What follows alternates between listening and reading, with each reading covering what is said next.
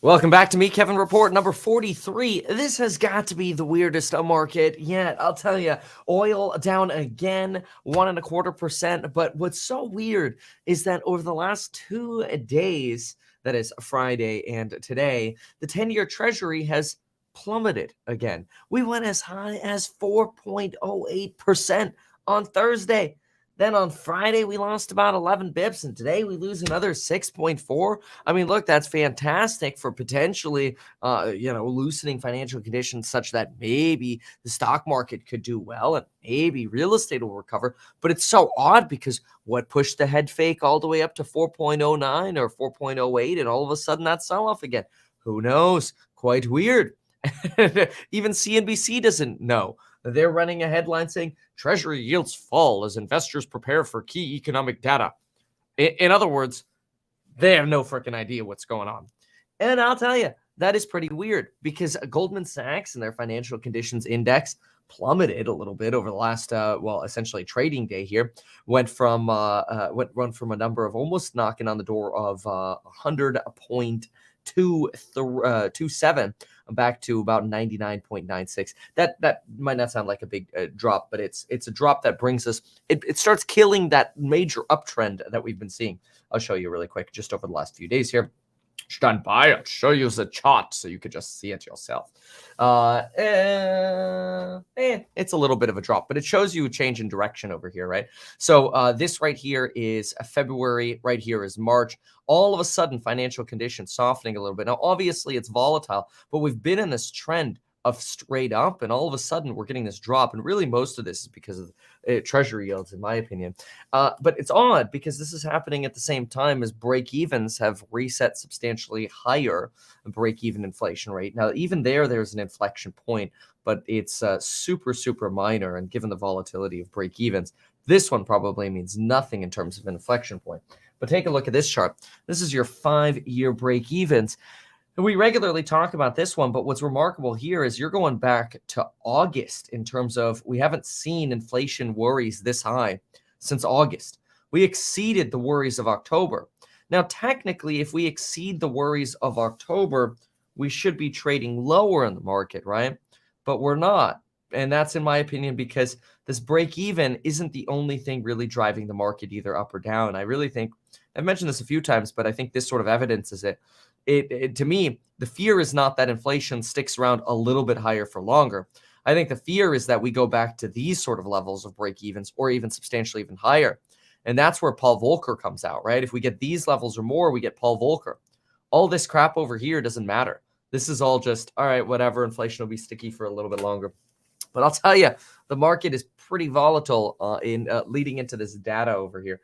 With drama we saw last week of yields skyrocketing as much as they did, and financial conditions tightening, and now all of a sudden they're U-turning. The market doesn't know what the hell it wants to do, and that's okay. I mean, quite frankly, I think everybody's trying to figure out what's going on in the world, and that's part of why there's so much uncertainty in the market, if you will. But that's okay. Now, we'll talk about what Morgan Stanley and some other of the investment banks think about what's going on. We'll jump into that in a moment. But I want to start with what's going on over in Florida because I think it's a little interesting, especially since we get a little taste of Florida here in California. So let's do a little touch on that. But yeah, do pay attention to those rates because the rates and the break evens, I think those are what's driving the market right now. All right, so let's jump into here. All right. So the next president of the United States might come from Florida. We got to talk a little bit about Ron DeSantis, but also there's a bill now apparently in Florida's legislature that might end up banning bloggers unless they register with the state if they even so much as mention politicians or the governor. Now, Twitter is generally a terrible place for actually getting a deep information on what's going on, but Mr. Newt Gingrich was trending yesterday here for his tweet where he wrote, "The idea that bloggers criticizing a politician should register with the government is insane. It is an embarrassment that it is a Republican state legislature in Florida who introduced the bill to that effect. he should withdraw it immediately. And then, of course, there's a lot of lashing out against Newt Gingrich. A lot of people saying things like, hey, well, you're the reason that the Republican Party is like this, and you should take responsibility. You're basically embarrassing yourself. You get a lot of that sort of drama. So what I like to do is I like to go right to the source, and I think that's often, actually almost always, what's missing from Twitter. Yeah, so jumping right into the source, and then we'll talk about what Mr. DeSantis is up to. Take a look at this. There actually is a bill, and it's called the Act Relating to Information Dissemination. And basically, it would require bloggers to register with the Office of Legislative Services or the Commission of Ethics, requiring bloggers file monthly reports with the appropriate office by a certain date. Now, there's some details here that suggest basically if you're a blogger who gets paid, you're required to register. So they define here what a blogger is: someone who frequently updates opinion, commentary, or business content. A blogger means any person who submits a blog post, which is published. Okay, great. And it has to be for compensation. But this is pretty broad here. Compensation includes anything of value provided to the blogger in exchange for a blog post or series of blog posts. Now, that's really interesting because, I mean, in theory, you could say making a YouTube video is for compensation, right? Because you get ad revenue. You post an article on the Medium, you get ad revenue. Now, YouTube didn't go to me, or the Medium doesn't go to people and say, please make an article or a video about DeSantis, and then we'll pay you, right? So this is a pretty vaguely written bill because it doesn't clarify that. And it could potentially mean anyone. And obviously, technically, Florida only has jurisdiction over Florida, but they don't say if you don't reside in Florida, you're exempt from this. Now, obviously, the reach of their power, their policing power, would not exceed past Florida. But what if you make videos about DeSantis in California and then you go visit Florida? You know, are you now going to get fined because you're somebody who has blogged and not reported potentially in Florida as well? It's sort of interesting. And so it's raising a lot of eyebrows about the idea that, hey, like, if compensation is so broad, what you're basically saying is anybody who even talks about state representatives or the governor needs to register with the state of Florida. And it's really starting to feel a little sort of anti-free speech-esque, which is really odd because generally it's been the Republican Party over the last few years who's been sort of clamoring for free speech. And while I don't think anybody really is anti-free speech, the big divisiveness of, on one side, it's, hey, we got to control dis and misinformation, right? And on the other side, it's, no, just let everything be free, right? That's been a pretty political and politically divisive talking point. And so the idea that Ron DeSantis' government, who's potentially going to do whatever he needs to get done over this next year, at least that's what sort of political researchers are saying, that Florida's legislature basically wants to prop up Ron DeSantis to potentially become governor because it would be good for all of the people in the legislature. If he becomes president, he might pick from that legislature to have sort of a cabinet, or build out a cabinet if he were to become president. So it's really interesting that you've got, on one hand, a lot of this talk about free speech, but now you're basically censoring free speech by forcing monthly reports on people for any basically reason for posting a blog, simply if you comment on the governor or representative. That seems a little odd. At the same time, you have Ron DeSantis, who just visited, and this comes after CPAC, by the way, which was this weekend, where Donald Trump won sort of the straw poll, but that somewhat seemed to be a little bit more of a Trump-attended event. Ron DeSantis wasn't there. Instead, Ron DeSantis was actually in California. He was actually in my home county here in Simi Valley, and I thought that was very interesting. Ron DeSantis went to the Ronald Reagan Presidential Library, sold about 1,300 tickets.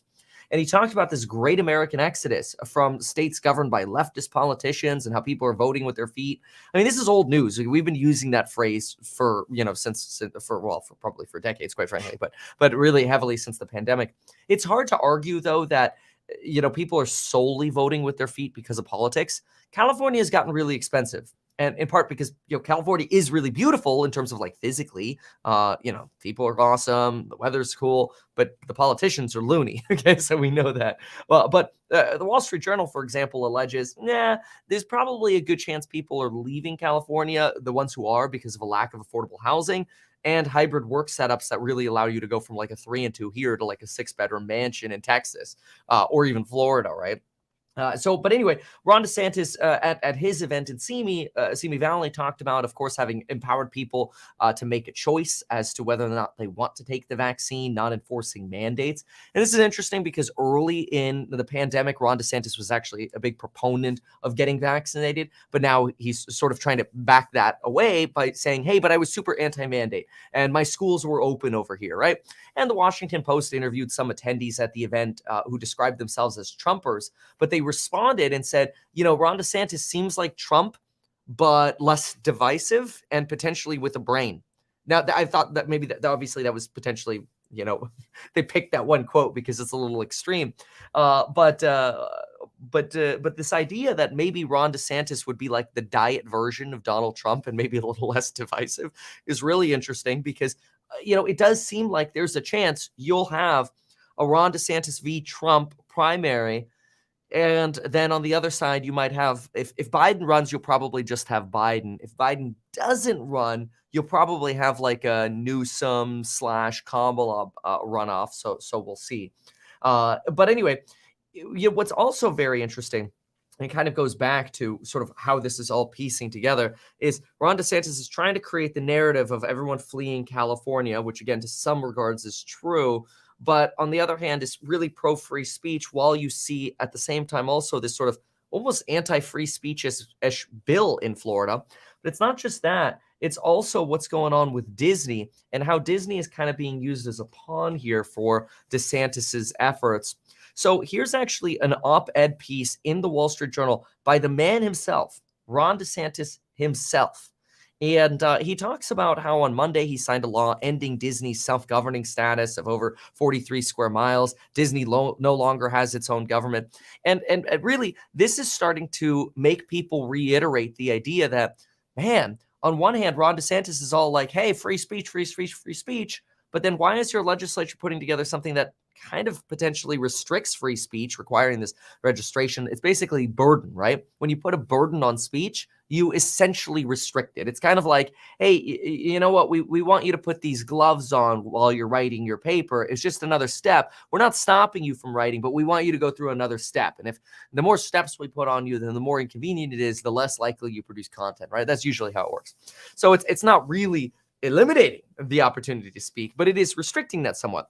And a lot of this drama we're seeing about Disney is also about free speech. See, Disney, and Ron DeSantis obviously talks about this in here, and I'll go a little bit into more depth. But basically, he talks about how, hey, look, if you go woke, go broke. Go to Florida, and wokeness dies. Like Florida is the place where wokeness goes to die, is essentially what Ron DeSantis argues. And he says it here. We are making Florida the state where the economy flourishes because we are the state where woke goes to die.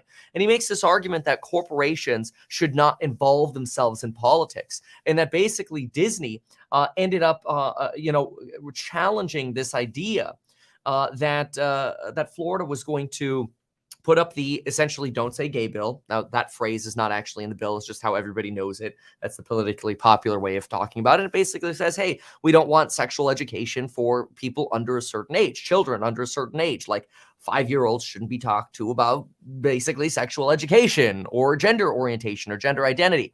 And Disney had long been silent on that. But generally what you find is silence these days in 2023 is deemed to be sort of permission. And so this is where Ron DeSantis argues, look, they took a stand. They took a stand that was anti my bill, and now we're punishing them for that. Now, in my opinion, that's somewhat slamming Disney from a free speech point of view, right? Like if corporations are allowed to have a voice, which they are allowed to have a voice, obviously, then they should be able to speak freely without fear of punishment.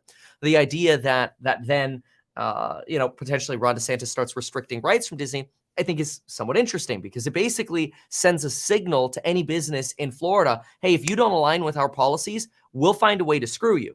Now, whether or not you agree with the don't say gay does not matter here. Like, don't get me wrong. I got a 5 and 7-year-old and they don't need to hear about gender identity or gay or anything. They're way too young for that. Okay. 5 and 7-year-old. No. Okay. Let's wait until like at least 5th grade, please. Or like middle school. High school, obviously, it's just fine. But like young children, no. So again, I'm not making a stand here that Ron DeSantis and the Don't Say Gay bill is wrong or right. It's not the case at all. If anything, I think it makes a lot of sense. But the idea that DeSantis is sort of building his campaign on, to some degree, silencing some form of speech, in my opinion, sort of runs counter to the Republican ideal of no, all free speech, right? Because in essence, you're trying to restrict bloggers. And in essence, you are trying to restrict businesses from taking a stand. Now, of course, you might say, oh, well, Disney has no place to be taking a stand. But wait, isn't that restricting free speech, right?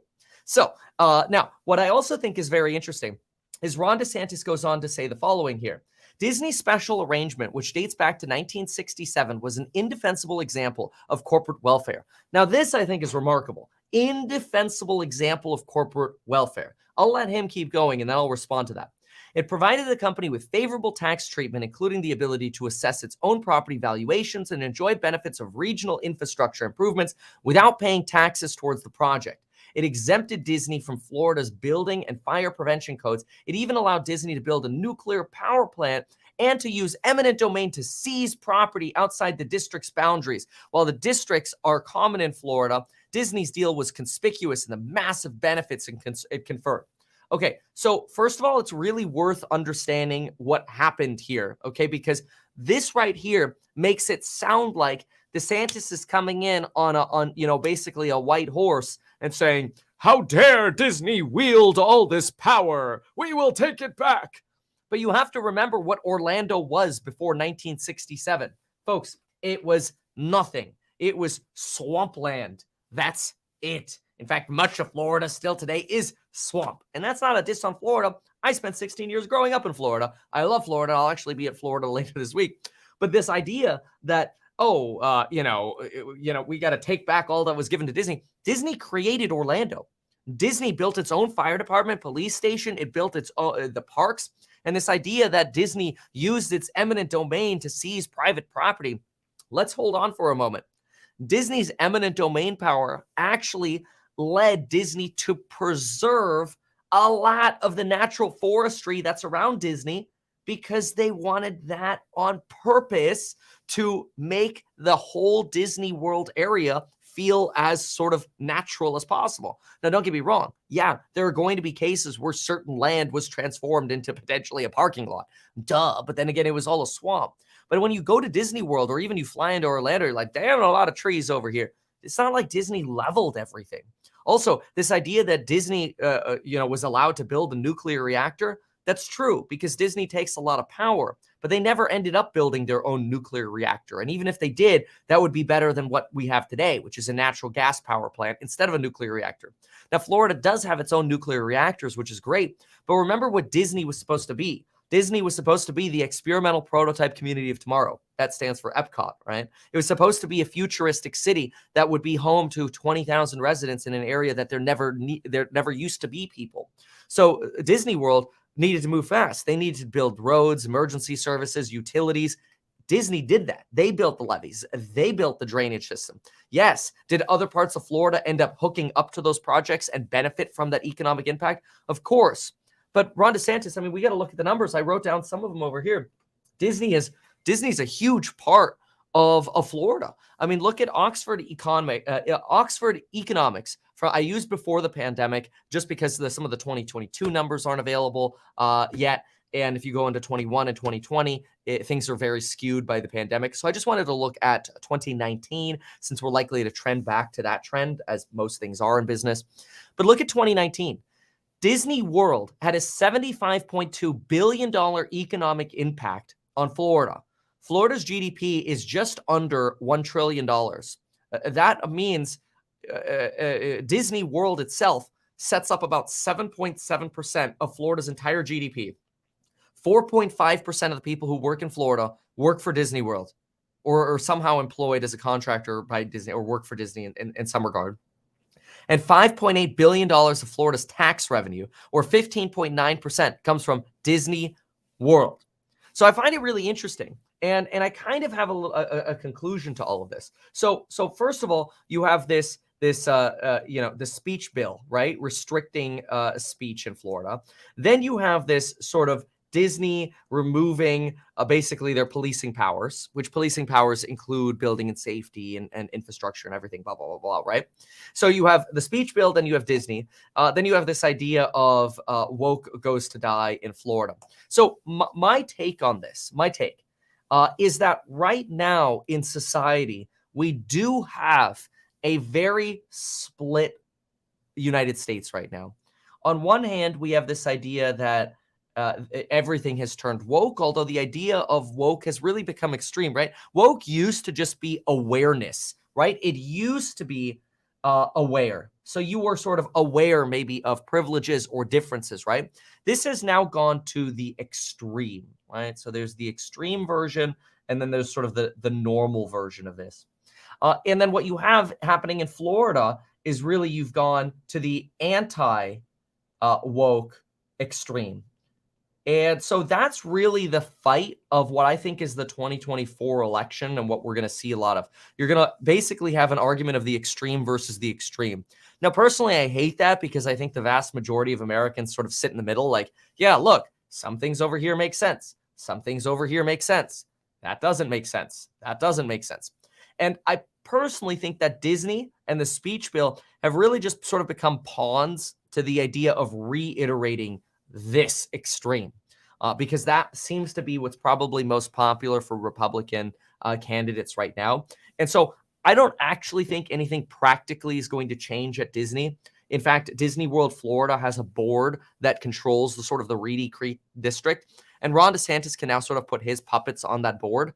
But the reality is Florida probably, or Disney World, kind of's already built out what they're going to build out, right? Now, that's not to say that they won't want to continue to develop, but like these special powers really mattered when they were going from swamp to something. Now it doesn't matter so much anymore. So in my opinion, both of these things aren't really going to change anything. They're just examples of what DeSantis is trying to use to build up his platform to really fight Donald Trump. So I think that's very interesting. Somebody here, Pet Brett, says anti-woke equals let me continue being a bigot. No, I don't agree with that. I think if somebody, like maybe we say the anti-extreme would be the better way to put that, right? Like, I don't think somebody is a bigot for saying I don't want my 5-year-old to be taught about gender identity, right? I don't think that's being a bigot. I think that's, trying to be reasonable. But of course, we could go down the spectrum and go, well, at some point, we probably all agree with things. It's funny. Like I'll have a drink with people of totally random and totally different political ideologies. Extreme people on like the super far left or the super far right or super libertarian or whatever.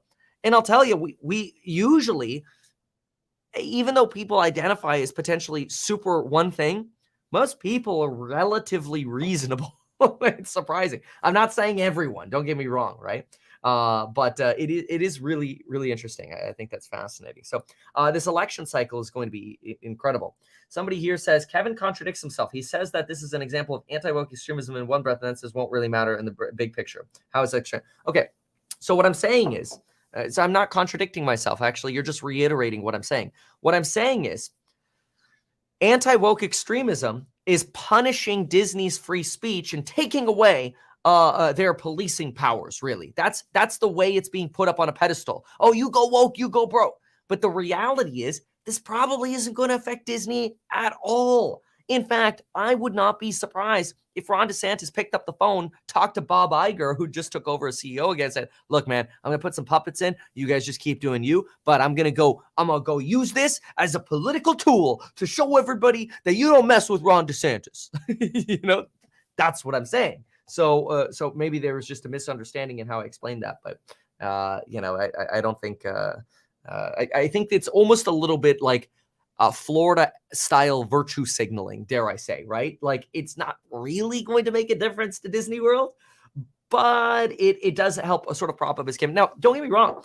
I want to be very clear here because sometimes I make these videos and people think, oh, so you hate DeSantis. No, that's not what I'm saying. Like personally, from what I'm seeing, I would probably much prefer a DeSantis over like a Gavin Newsom, who gives stimulus checks during an inflationary era and can't save homeless people or contribute to mental health for the life of them, and doesn't seem to care about financial education in schools. In fact, Ron DeSantis was one of the first states and one of the first governors to pass a bill requiring financial fitness, basically financial education in schools. That's something that I ran a campaign on for governor in 2020. So completely agree, by the way. I think it's very, very interesting. Very, very interesting, and definitely worth talking about. So those are some of my thoughts. But hey, I'll look for your thoughts in the comments. Somebody here writes, people are fact phobic. Well, that's honestly, I think you watching videos on Twitter is extremely smart. Like me or hate me, you watching videos on, if I said Twitter, I meant YouTube. You watching videos on YouTube is extremely smart, because this is where you can actually have more of a dialogue and get deeper into topics. Whereas on Twitter, I mean, go back to what we saw with the Newt Gingrich stuff or whatever. The stuff is just extreme, like absolutely extreme. People, like the messaging doesn't really tell you anything about what's going on, right? I mean, we just made, a 10, 15-minute segment here on Florida politics where Newt makes one comment and people bash him like crazy, and nobody actually knows what's going on, right? So I'm a big fan of that sort of perspective, but you have to sort of seek that out. Otherwise, you kind of stay you stay uninformed. Okay, let's take a quick peek at the pre-market here, and then we got some more things to cover. So yeah, wow, bonds still sitting at 3.91. It's incredible. You do have what looks like futures slightly positive, barely positive. Nasdaq's definitely outpacing at about 0.4% to the upside. All right, let's see here. Bitcoin sitting at 22.4. Trade desk up about 124 in the pre-market. Tesla's up about 0.51. Pre-market here. We have Luminar up 7, CrowdStrike up 5. Interesting. Okay, and no huge moves here. Some moves on some cannabis stocks moving down. ASML down another 1.75. All right. So next topic for us to discuss. By the way, I have to say the Chris Rock special, pretty funny. You got to give it to him. Pretty funny. I love his comments on like probably my favorite line, especially since I was just bagging kind of on like Twitter. He goes, I feel something to the effect of, I feel bad for the people who sit around all day long trying to come up with woke tweets every day because they're full of shit. That's a Chris Rock quote there. So really good, really good piece. I thought that was fascinating. He was in Baltimore for that live Netflix special. Pretty neat. Okay, so now we've got to talk about the rally mode, rally mode. I thought this was very interesting. So let's see here. Morgan Stanley is a flip-flopping. I would have not expected this, not at all, but Morgan Stanley's Mike Wilson, the mega bear. Okay, remember, he's the guy who says stocks are going to hell. The recession's going to suck. It's going to be way worse than you expect. And basically, anybody who's a bull right now is essentially sucking air on Mount Everest, which is so oxygen depleted that clearly you're getting delusional because you're not able to think clearly because obviously the stock market's going down. That's been Mike Wilson's argument. And I remember I made a video about that Mount Everest piece that he put out, and I thought it was so ludicrous. I thought to myself, holy smokes, the bears are getting delusional. In other words, the bears are starting to run out of crap to say about this economy, because the reality is consumers and businesses have a lot more money than anybody previously thought, and it's lasting a whole lot longer than anybody ever thought it would. So yes, while things are trending bad, we seem to have more fuel in the gas to keep this plane flying for a lot longer than we thought. A lot more fuel in the gas tank. Which would essentially coincide with this idea of, well, maybe the plane doesn't have to land yet, and maybe we can be patient in getting inflation down before markets actually go into that sort of Mike Wilson recession. But anyway, my opinion aside, Mike Wilson actually just changed his tune a little bit, and I'd like to read you a quote. Take a listen to this. Equity markets survived a crucial test of support last week. that suggests this bear market rally is not ready to end yet. He specifically pointed out the SPY basically bouncing off of the SMA 200 line, which you could see that specifically here. We've talked about it many a time before, but here's your SMA 200 line, your simple daily moving average. And that 200 daily moving average showed you support at about 390. We ended up getting to a low of about 392 before bouncing off and closing at about 401. Pretty dramatic moves we've seen over here. Anywho, I mean, boy, that is actually pretty dramatic. I mean, if you had a low of 392 and you ended up closing at 401, what is that? 401 divided by 392. Okay, yeah, it's about a 2.2% swing from previous low to next day close. That's not even next day high, which was 404. That's more like a 3.5%. That's remarkable. But anyway, Mike Wilson is now calling this a short-term pivot. He does, however, still reiterate that once the fundamentals deteriorate, then the real pain will come. He says this doesn't change the, quote, very poor risk-reward ratio currently offered by many stocks, given valuations and earnings forecasts that remain way too high. In other words, Mike Wilson is saying, look, people are just going to run out of money. People are going to have money to sustain earnings anymore, and then earnings are going to disappoint. Margins are going to disappoint, and you're going to have a pretty nasty crash, and that the real pain is still ahead of us. That's the Mike Wilson point. Now, he says the gap between reported earnings and cash flow is the widest that it's been in 25 years, driven by excess inventory and capitalized costs that have yet to be reflected in earnings per share. So in other words, when you spend a bunch of money, but you capitalize it, you basically spread the expenses over time. And so when those spread expenses hit in the future, when people finally stop spending as much money, we're going to hell, is basically what Mike Wilson's trying to say.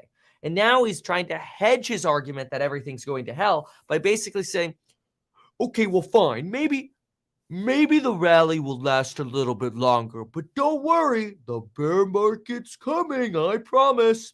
And I think that's really interesting because, yeah, they've been, Mike Wilson has been sort of a bear for quite a while. Now, he was right about, the bearishness that we saw last year, but then again, every bear was right last year. At one point, I spent 2 months as a bear. I posted pictures of me skiing last January, and it was basically just a picture of a bear with skis on the ski lift, all alone, a very sad, lonely bear.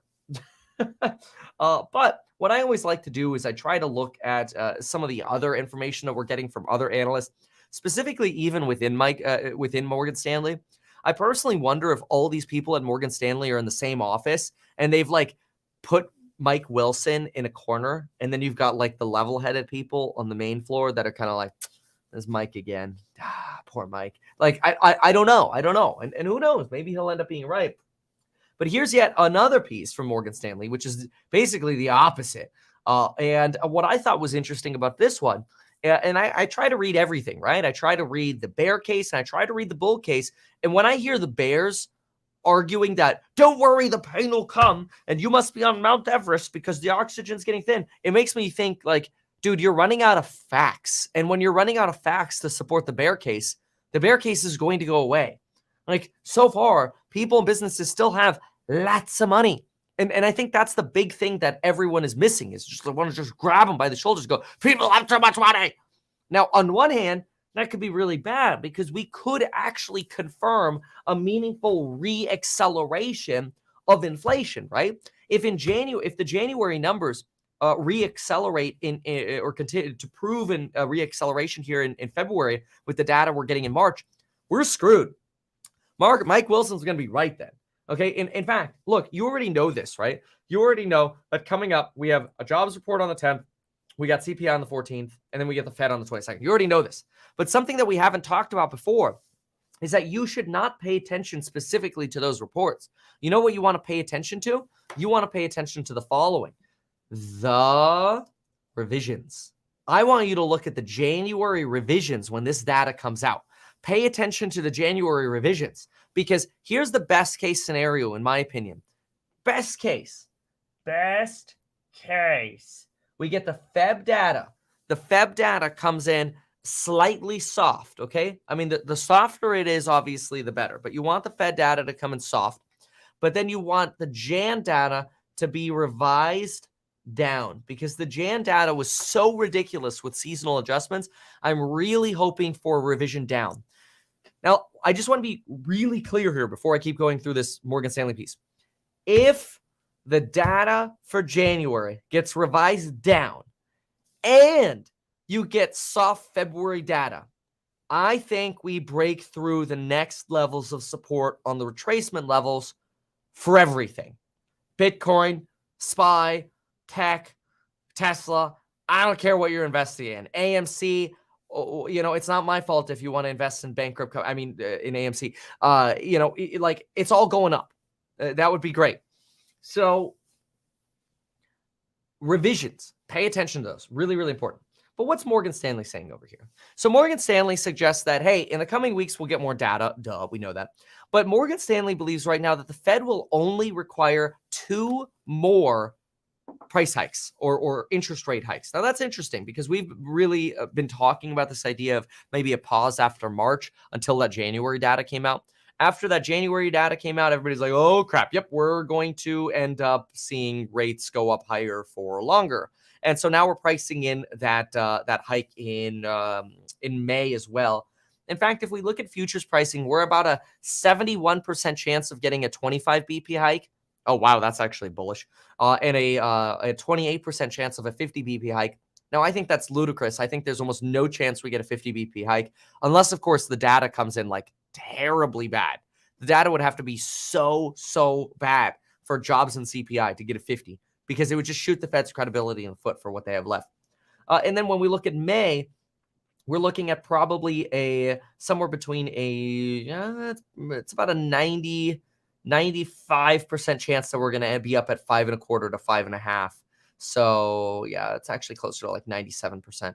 But anyway, pretty much a foregone conclusion that by May we're going to be at 5.25 on the low end and 5.5 on the higher end.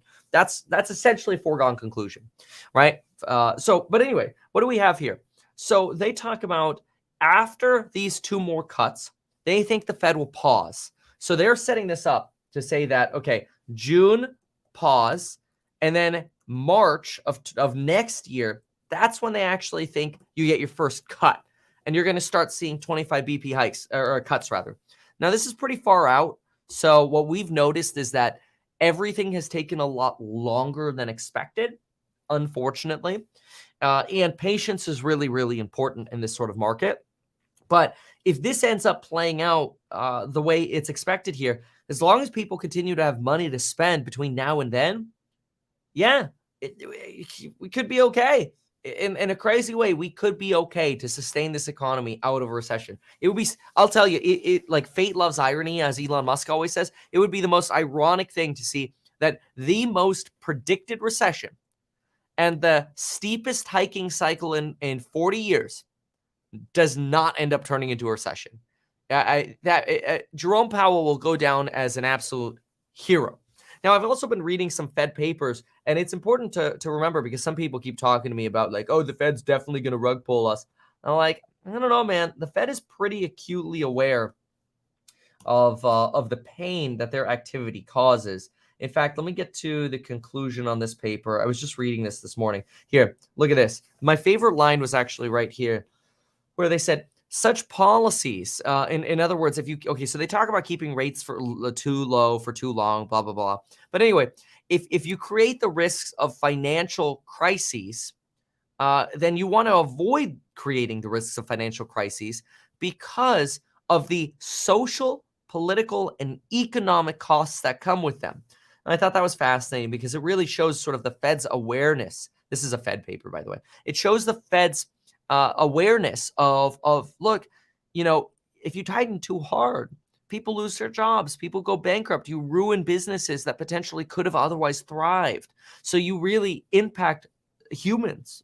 You create misery and depression and increase suicides, right? Like, it's terrible to put people through a nasty recession, right? This is the Fed themselves does not want to have to pull Volcker us.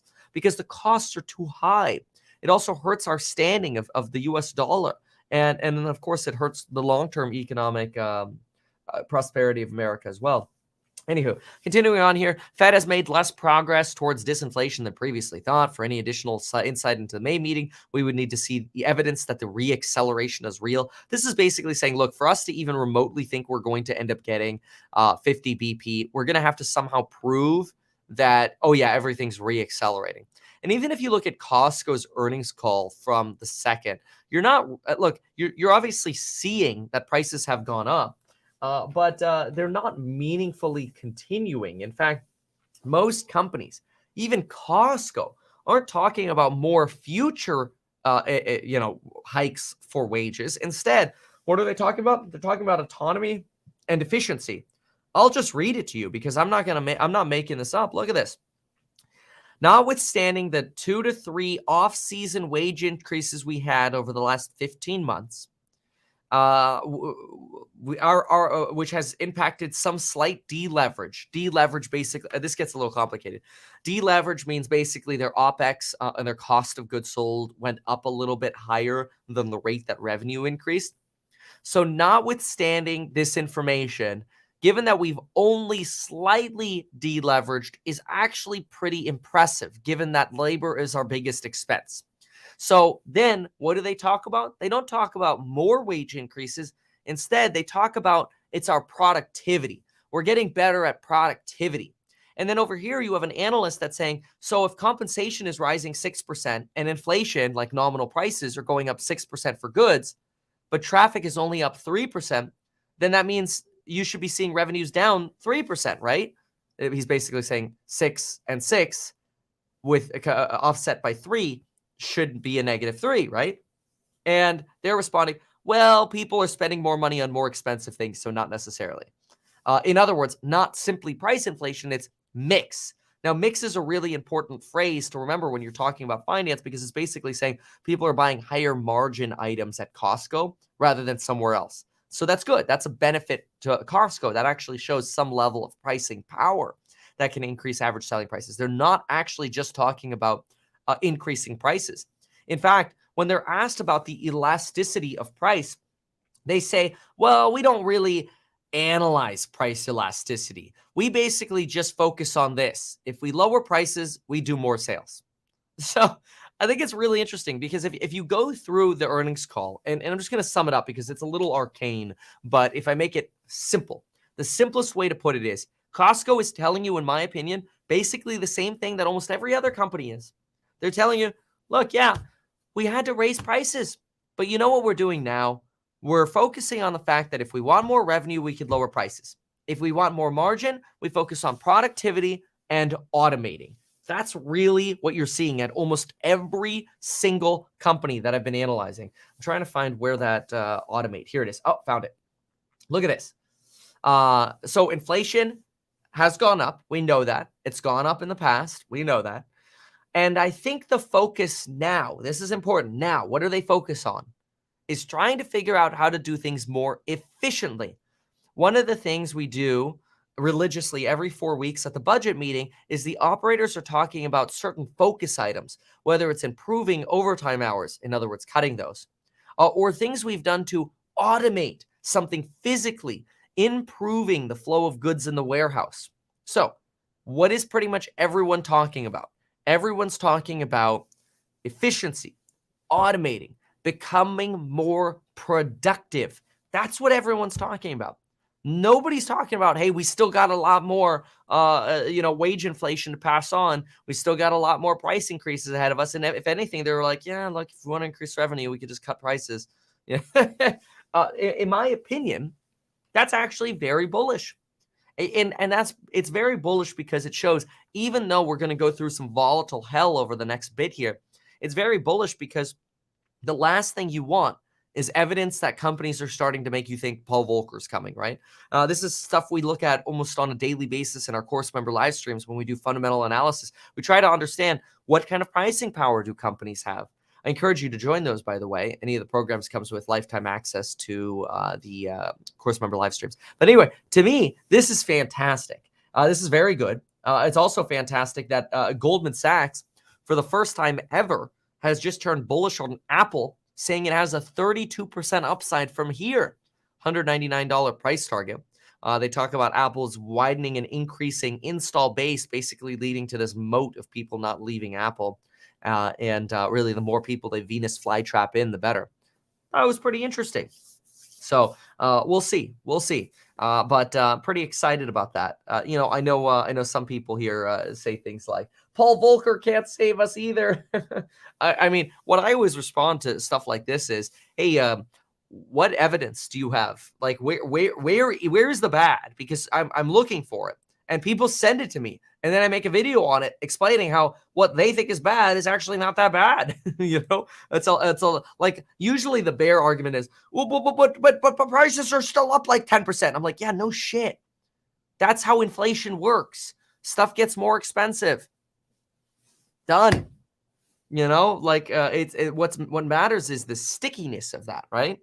So, someone here writes, Costco croissants are so good. Wow. Yeah, you mean like in the white clamshells that were the clear clamshells where you kind of get like that giant box, right? Sup, Investment Joy? What's up, man? Investment Joy, I love this guy. I got to come back to Chillicothe and visit you. Super curious what happens if rates hold with 32 trillion debt. You can't tax your way out of a $1 trillion debt service. Yeah, here's it's totally understandable, because central banks are losing money like hand over fist right now, because the yields they're getting on their investments are substantially lower than what they're having to pay out in the overnight repo facility. And really what happens is that's where politicians sort of just basically write a blank check to print more money and offset those losses. Now, that sounds ironic, because it's sort of like, hey, but if you print more money, doesn't that create more inflation? Not necessarily if that money isn't being then circulated through the economy, if it's just going to sort of potentially pay off this deficit that the Fed has created. And the idea there is, well, then won't people lose trust in the institution of America? Well, yeah, eventually. I mean, at some point in the long term, every currency generally tends to go to zero because its government loses power and trust. But in the near term, I don't think it's likely that that's actually something that's going to, sort of destroy our economy. I think people are so much better off today in aggregate, not everyone obviously, than they were before the pandemic. That really, once we get back to a normalized economy, I don't think that markets will terribly care about the rejiggering that happens at the Fed. Don't get me wrong; there'll be some fun things that are going on over there. But another thing to keep in mind too is that not every set of interest or debt, essentially the bond or our government has, is attached to the interest rates that are being paid today, right? So you got two institutions. You've got our government, and then you got the Fed. The Fed is paying money hand over fist in the repo facility. Like, they're losing money, right? The government has a lot of their debt that needs to roll into higher yielding debt. And so it basically means the average interest paid is actually still very low for the U.S. government. In fact, if you look at here, we can look this up. St. Louis Fed debt payments as a percentage of GDP. It's still lower than where we were in the 90s. Interest as a percentage of GDP. All right, so look at this. This chart goes all the way back to the 1940s, right? So going back to the 1940s, what do you have over here? You actually have in the 1990s, our interest rate or the interest we were paying as a percentage of GDP was basically around 3%. So in other words, we're paying 3% of our GDP towards interest. Right now, we're only paying about 1.86%, or roughly half of our GDP in interest. Now, that is expected to go up. But even if it goes back up to the 90s, did we really have an economic calamity in the 90s? Not really. In fact, many say 1994 was really aligned with a soft landing. Yeah, you had a technical recession in 91, but it's not one anyone ever talks about, because it's really not that big of a deal. So I think that's pretty fascinating. So we'll see. Okay, good. So that covers some of what's going on in the market. Market rally mode. Now let's go ahead and jump on into, I want to talk about briefly this Fauci paper. and then we'll do a little more Q&A, and then we'll jump into the course member live. So this one will go pretty fast. Let me just make sure I have it ready here. Where is my Fauci ouchie paper? Yeah, here it is, proximal origin. Okay, yeah, I think this is really interesting. All right, ready? This should go fast. Mr. Fauci. Oh boy, he has been the topic of a lot of political attacks and political support. On one, people say he's just the person who tried to do the best with the information he had available. On the other hand, you have people like Elon Musk saying, prosecute Fauci. He lied to Congress. And the truth is probably somewhere in the middle. But today, we've got to look at what the heck is this proximal origin paper that we just got some more insight on from Congress. Let's talk about that because it's a little eyebrow raising about what maybe goes on behind the scenes at our government and how potentially the media narratives get rigged in favor of whatever the government wants. And I know, there are 50% of you already punching your fists in the air going, come on, Kevin, you didn't already know that? Oh no, I did. But anyway, let me give you a quick little background. So first, it's really important to remember what gain of function is and how that compares to directed evolution. And I'm going to give a very elementary example. I'm not a biologist or whoever would work on this kind of stuff. I'm just going to do my best for you, okay? So my understanding is if you have a virus that can only infect bats, then it has not the function of infecting humans. Now, if you genetically engineer it, you take some, snippets of DNA and you insert it into that virus, and you're like, here, protein fold, some kind of receptacle or whatever that can now land on a human and make them sick. That would be genetic engineering, gain of function style research, where basically you have genetically made a virus do something that it could not otherwise do. Okay, that's on one hand, gain of function research. On the other hand, there's this thing called directed evolution. And the theory here is that rather than taking DNA and trying to screw with the stuff, you're basically trying to let nature do that on its own, but you're doing that in like a rapid and successive manner to kind of get what you want naturally, quote unquote, naturally. So here's an example. Let's say you take a naturally occurring coronavirus that only infects monkeys and not humans, and then you infect 5 monkeys with it. Now, which of the monkeys is the sickest? Which has the strongest form of the virus potentially? Okay, take that monkey and make it infect 5 more. Repeat this experiment 100 times. Now you're left 100 times down that row with the sickest compounded with the sickest compounded with the sickest compounded with the sickest 100 times, as an example here. Now you have something that's probably pretty damn hellish. And that potentially could be COVID-19. See, that is an example of how directed evolution could give you something that's really, really deadly compared to something that was originally benign. Now, so now you have a little bit of background on sort of the difference of when gain of function is talked about and directed evolution is talked about. Now we got to look at what's going on with this March of 2020 paper and what does it have to do with a paper that just came out 3 years later in March of 2023. So this is interesting. So we know that the FBI, the Department of Energy, and other departments with virologists, I don't know why virologists work at the Department of Energy or the FBI. I still haven't figured that out. But there's a reason you have these departments saying, yeah, it's looking, we've got some confidence that COVID came from a lab, right? The lab leak theory, right? And this is a concern because the Wuhan Institute of Virology, which is known for this type of research, this gain of function, directed evolution style research, is described as China's first biohazard level 4 research facility. And the paper is very important that we're about to look at because it basically poo-poos the idea that COVID came from a lab. Now, the paper that basically poo-pooed the idea is this right here. This paper is called The Proximal Origin of COVID-19. Now, what's really interesting about this paper is that this paper ended up getting cited over 2,300 times in different mainstream media articles and videos. Now, that's a really big deal because that basically means the government put together this paper and then the media ran with it. And when the media runs with it, they're basically just perpetuating what this paper says without doing any more digging into it, right? Now, that's really important. And so what does this paper say? Well, specifically, it says the following. It is improbable that COVID-19 emerged through laboratory manipulation of coronaviruses. Genetic data irrefutably shows that SARS-CoV-19, whatever, is not derived from any previously used virus backbone. So they're basically trying to poo-poo the idea that this came from a lab, that this likely either came from an animal source or human to human transmission in sort of a natural way, right? This is the natural transmission argument.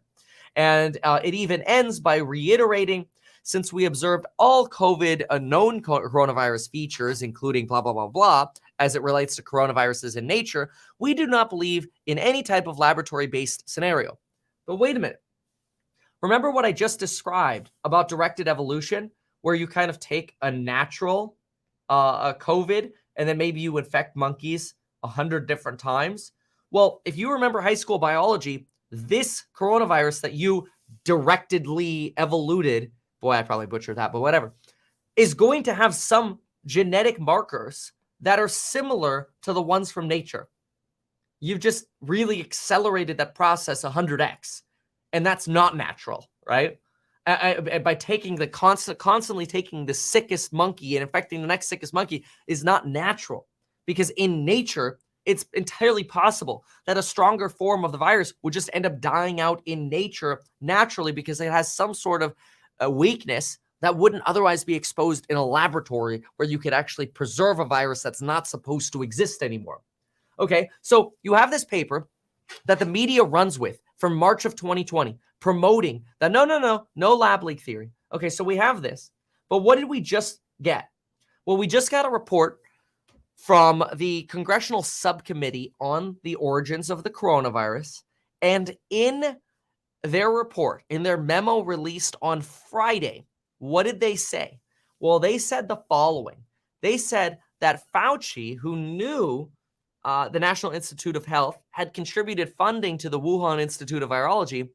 This congressional report or memo says that the evidence available to the select subcommittee suggests that Fauci prompted the researchers to write the proximal origin paper. And the goal was disprove the lab leak theory.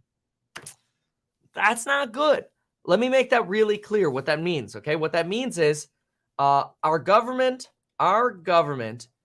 knew they funded the Wuhan Institute to some extent, right? So to some extent, our government knew they funded the Wuhan Institute of Virology, okay? Fauci was told this, and I believe it was around Jan 27, 2020. I don't know exactly which date in the 20s, but it was somewhere around here. So our government knew this. Then they decided in March of 2020, let's circulate a brief that disproves the lab leak theory. And then therefore, the sort of implied conclusion, and I'm saying implied here, right? Because we're guessing, but the implied conclusion here is our government would be really embarrassed if they had to take any blame for COVID. Much easier to blame China. Kind of interesting, right? So what is that? The rest of that congressional junk say? Well, first of all, they say that evidence available to Congress suggests that Fauci prompted this paper to disprove any lab leak theory. Now, notice it's not research to disprove the lab leak theory. It's a paper to disprove the lab leak theory.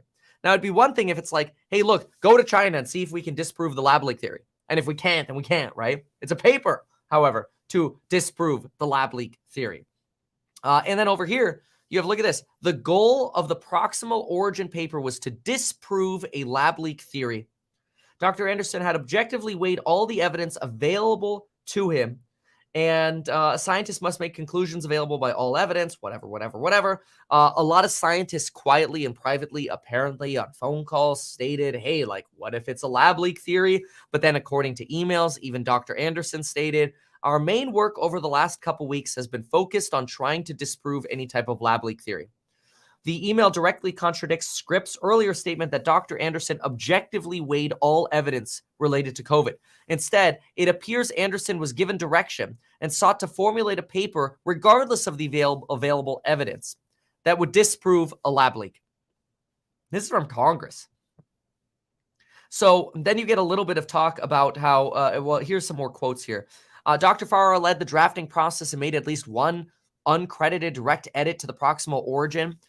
This individual is not credited as having any involvement in proximal origin. However, according to new evidence, he led the drafting process and in fact made several direct edits. Apparently, right before publication, emails reveal that Dr.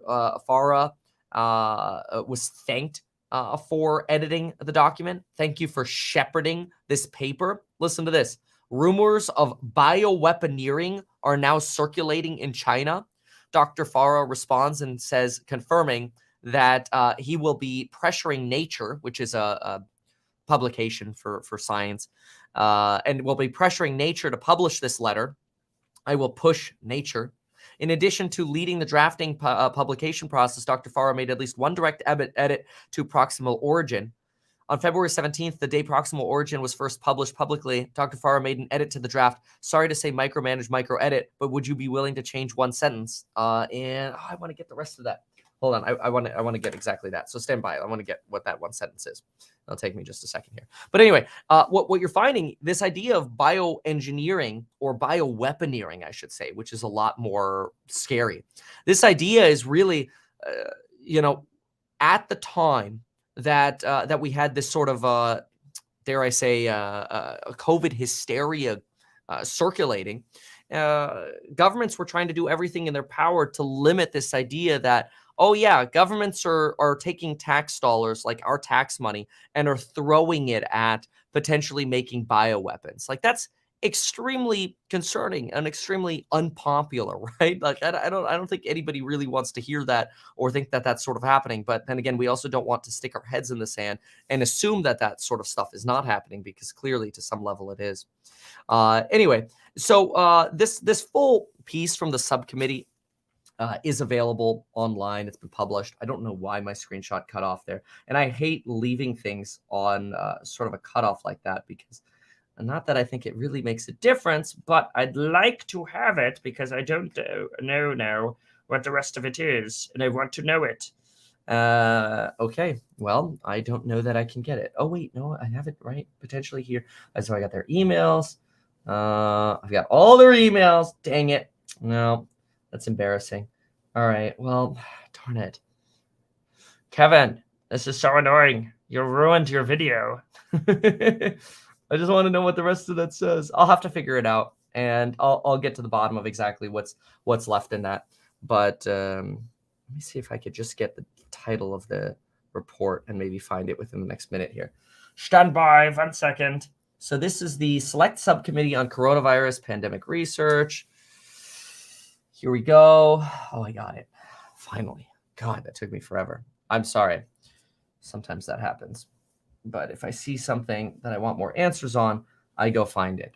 Micro. There, I got it. No way. Look at this. And here it is. Sorry to micromanage, micro-edit, but would you be willing to change one sentence from "it is unlikely COVID emerged from through laboratory manipulation" to "it is improbable that COVID emerged from a lab"? Look at this. So you have somebody who gets no credits in the writing of proximal origin, yet is making these media directives to make the media basically suck on the government's, you know what, to say, nope, lab leak is not true. Lab leak is not true. You can Google this yourself. It pops up. It's the first search result, so you can find this yourself. If you just type into Google this, Select Subcommittee on Coronavirus Pandemic Members 3/5/2023. It's the first link right there, so you can see it yourself. Look at it yourself. Anyway, thank you so much for being here. I got to go to the course member live stream right now. Goodbye.